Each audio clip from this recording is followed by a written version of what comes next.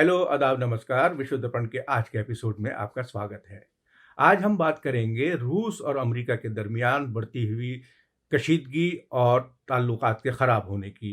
हम ये जानने की कोशिश करेंगे कि क्या वजह है कि ये ताल्लुकात ख़राब से ख़राब तर होते चले जा रहे हैं और क्या ये ताल्लुकात की ख़राबी किसी जंग की शक्ल तो नहीं इख्तियार कर सकती है। तो आइए सबसे पहले बात शुरू करते हैं कि ये पूरा कज़िया जो है, ये पूरा एपिसोड जो है कहाँ से शुरू हुआ। दरअसल पिछले महीने यानी कि पिछले साल के आखिरी महीने दिसंबर की 16 तारीख को रूस की वजारत खारजा या फॉरेन मिनिस्ट्री ने 2 नई ड्राफ्ट ट्रीटीज को पब्लिक किया। ये पहला मौका था कि किसी मुल्क ने यकतरफा तौर पर यूनिलेटरली किसी ट्रीटी का अनाउंसमेंट किया, जबकि डिप्लोमेटिक सर्कल्स में ये माना जाता है और आमतौर पर भी ये माना जाता है कि कोई ट्रीटी किसी दो मुल्क या दो फैक्शंस के दरमियान नहीं हो सकती है। कोई भी एक मुल्क अपने तौर पर किसी ट्रीटी को फाइनल शेप या शक्ल नहीं दे सकता है। लेकिन रूस ने इन सब चीज़ों की धज्जियां उड़ाते हुए एक नहीं बल्कि 2 ड्राफ्ट ट्रीटीज का मसौदा जो है वो शाया किया। इन दोनों ट्रीटीज में से पहली ट्रीटी जो थी वो रूस और अमेरिका के सिक्योरिटी मैकेनिज्म के ऊपर फोकस थी और उसमें अमेरिका से मुतालबा किया गया था कि वो यूरोप, पर्टिकुलरली सेंट्रल यूरोप और ईस्टर्न यूरोप से अपने न्यूक्लियर इंस्टॉलेशंस, अपने फौजी और आसपास के समुद्रों से अपने नेवल वॉरशिप्स जो है वो हटा ले। साथ ही साथ रूस का कहना था कि अमेरिका को कोई हक नहीं पहुंचता है कि वो अपनी फिजाई, बहरी और बर्री बाउंड्रीज के बाहर रहकर अपनी फौजों को तैनात करे। उसको ये हक किसी ने नहीं दिया है। इसके अलावा रूस का कहना था कि अगर ये इंस्टॉलेशंस किसी ऐसी जगह पर लगाई जाती हैं जहां से बासानी वो रूस को निशाना बना सकें तो रूस इसे अपने खिलाफ जो है वो अग्रेशन का नाम दे सकता है। इसके अलावा दूसरी ट्रीटी में रूस ने नाटो तंजीम से मुतालबा किया था कि वो सन 1997 के बाद आज़ाद होने वाले किसी भी मुल्क को नाटो की मेंबरशिप ना दे। यानी कि सन 1997 में साबिक यूएसएसआर में जो रिपब्लिक्स शामिल थी, उनके आज़ाद होने के बाद जिन नए मुल्कों ने एक आज़ाद मुल्क के तौर पर शक्ल इख्तियार की थी, उनको नाटो की मेंबरशिप ना दी जाए और ख़ास तौर से यूक्रेन को। इसके अलावा उसने नाटो के ऊपर भी अपनी एरियल, नेवल और ज़मीनी बाउंड्रीज के इस्तेमाल को लाजमी बनाया था। तो जैसे कि मैंने पहले कहा कि जब आपने किसी से भी कोई बातचीत नहीं की है, कोई डिस्कशन नहीं किया है, तो आप किस तरीके से ये ट्रीटीज का नाम इसको दे सकते हैं। मेरे बकौल तो ये ट्रीटीज नहीं है, बल्कि इनको अ लिस्ट ऑफ डिमांड्स या मुतालबात की एक फहरिस्त ही करार दिया जा सकता है। और ये फहरिस्त या ये मुबैना ट्रीटीज रूस ने जानबूझकर एक ऐसे वक्त में जारी की जब कि उसकी फौजें यूक्रेन के बॉर्डर के करीब बड़ी तादाद में तैनात की जा रही थीं और हाल के दिनों में उसने अपने नेवल फाइटर प्लेन्स और नेवल हेलीकॉप्टर्स भी यूक्रेन के करीब अपने मिलिट्री बेसिस के ऊपर तैनात करने शुरू कर दिए हैं। तो रूस एक तरीके से वाटर टेस्टिंग कर रहा था या ये भापने की कोशिश कर रहा था कि अगर वो ऐसा कुछ करता है तो वेस्टर्न कंट्रीज और खास तौर से अमेरिका का क्या रद्द अमल रहेगा। और इसके साथ ही साथ ये भी हो सकता है कि इसके अलावा रूस कोई नई डिफेंस स्ट्रेटेजी जो है वो कायम करने के लिए कोशिश कर रहा हो और उससे पहले वो वेस्टर्न कंट्रीज का मौक़िफ़ जानने की टोह में हो। इस पूरे मामले को तूल ना देने और टेंशन्स को डिफ्यूज करने के लिए वेस्टर्न कंट्रीज और अमेरिका ने इस हफ्ते 3 मुख्तलिफ मीटिंग्स जेनेवा, ब्रसेल्स और वियना में की। ये तीनों मीटिंगें मुख्तलिफ फरीकों के दरमियान हुई। पहली मीटिंग जो है 10 जनवरी को अमेरिका और रूस के नायब वज़ीर ख़ारजा के दरमियान हुई।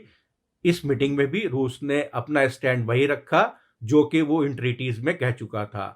अमेरिका की तरफ से वहाँ के नायब वज़ीर ख़ारजा वेंडी शर्मन ने कहा कि रूस के मुतालबात बिल्कुल गैर माकूल हैं और उन्हें किसी भी तरीके से माना नहीं जा सकता है और मीटिंग में कोई भी पॉजिटिव डेवलपमेंट देखने को नहीं आया।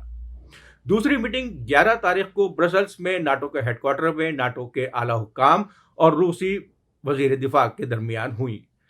इस मीटिंग में भी पहली मीटिंग की तरह ही सूरत हाल वही कायम रही कि रूस अपनी डिमांड्स पर अड़ा रहा और नाटो ने उसकी किसी भी डिमांड को मानने से इनकार कर दिया, क्योंकि रूस नाटो का मेंबर नहीं है। हफ्ते की तीसरी और आखिरी मुलाकात Organisation of Security and Cooperation in Europe यानी OSCE और रूसी डेलीगेशन के दरमियान हुई, लेकिन इस मुलाकात में भी पहले दो मुलाकातों की तरह रूस अपने पुराने स्टैंड के ऊपर ही कायम रहा कि वो अमेरिका से क्या चाहता है, वो नाटो से क्या चाहता है। और इस मीटिंग में भी कोई खातिर-ख्वाह नतीजा सामने निकल कर नहीं आया, ना ही कोई ऐसा डेवलपमेंट हुआ कि हम उसे पॉजिटिव डेवलपमेंट कह सकें या हम उससे ये समझ लें कि रूस जो है वो यूक्रेन पर हमला नहीं करेगा। इस पूरे कज़िये में एक और फरीक जो है वो भी सामने आया जो कि अपनी नाराजगी का इज़हार कर रहा था, वो था यूरोपीय यूनियन। यूरोपियन यूनियन का कहना था कि चूंकि रूस की ज़्यादातर डिमांड्स यूरोपियन कंट्रीज से मुतालिक रही हैं, उससे कनेक्टेड रही हैं, तो उसके रिप्रेजेंटेटिव्स को भी इन मीटिंग्स में शामिल किया जाना था। EU के chief diplomatic spokesman Josep Borrell ने कहा कि उन्हें इससे कोई सरोकार नहीं है कि रूस क्या चाहता है और अमेरिका क्या चाहता है। वो सिर्फ ये चाहते हैं कि जो कोई भी मामला यूरोपियन यूनियन के रुकन ममालिक के दरमियान हो, उसमें यूरोपीय यूनियन की शमूलियत होना ज़रूरी है।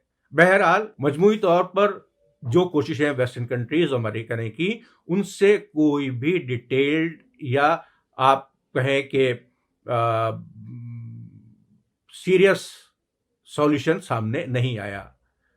मजमूई तौर पर हम यही कह सकते हैं कि इन ट्रीटीज का ऐलान करने के बाद और इन 3 मीटिंगों में अपना स्टैंड बिल्कुल क्लियर करने के बाद रूस से यही लगता है कि वो जानबूझकर ऐसे हालात पैदा करना चाहता है कि वो यूक्रेन पर हमला करने में आसानी रहे और उसकी उस अग्रेशन को, उसके उस अटैक को वेस्टर्न कंट्रीज या अमेरिका किसी भी तरीके से एग्रेशन ना कहें, जो कि बिल्कुल समझ में नहीं आता है कि आप किस तरीके से अगर किसी दूसरे मुल्क पर हमला करते हैं तो आप उसे हमला ना कहकर उसे क्या कहेंगे।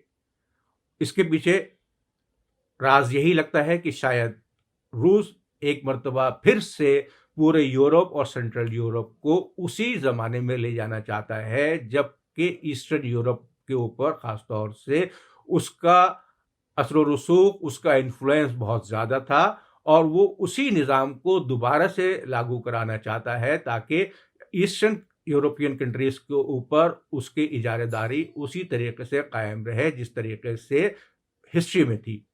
और इसके साथ ही साथ वो आलमी सतह के ऊपर भी अमेरिका को ये बावर कराना चाहता है कि वो किसी भी तरीके से किसी भी अमेरिका की पॉलिसी को नहीं मानेगा। इसके अलावा एक दूसरा सवाल ये भी उठता है कि आखिरकार रूस यूक्रेन पर हमला करके उसे अपने साथ क्यों मिलाना चाहता है। तो इसकी सबसे बड़ी वजह यह है कि यूक्रेन को दुनिया की वीट बास्केट कहा जाता है क्योंकि वो दुनिया में गेहूं पैदा करने वाला सबसे बड़ा यानी कि नंबर 1 मुल्क है। और अगर रूस यूक्रेन के ऊपर हमला करके उसे अपने साथ मिला लेता है तो रूस भी दुनिया का नंबर 1 मुल्क बन जाएगा जो कि वीट प्रोडक्शन को पूरे तरीके से कंट्रोल कर सकता है। और जब रूस इस हालत में आएगा तो वो अपने वीट प्रोडक्शन की सप्लाई की वजह से दुनिया को ब्लैकमेल भी कर सकता है। इसके अलावा यूक्रेन पर काबिज होने के साथ साथ रूस को और उसकी जहाजरानी या शिपिंग इंडस्ट्री को एक ऐसे गर्म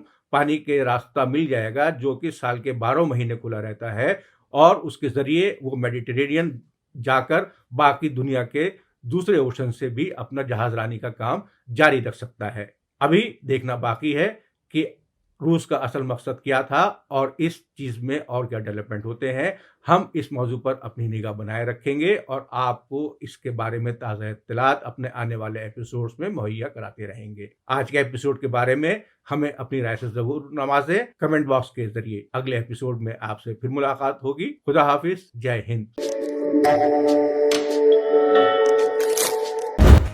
मीडिया स्टार वर्ल्ड के और वीडियो देखने के लिए हमारे चैनल को सब्सक्राइब करें और सीधे नोटिफिकेशन पाने के लिए बेल आइकन दबाएं। और अगर हमारी खबर सच्ची और अच्छी लगे तो अपने व्हाट्सएप, इंस्टाग्राम, फेसबुक और ट्विटर अकाउंट पर ज़रूर शेयर करें।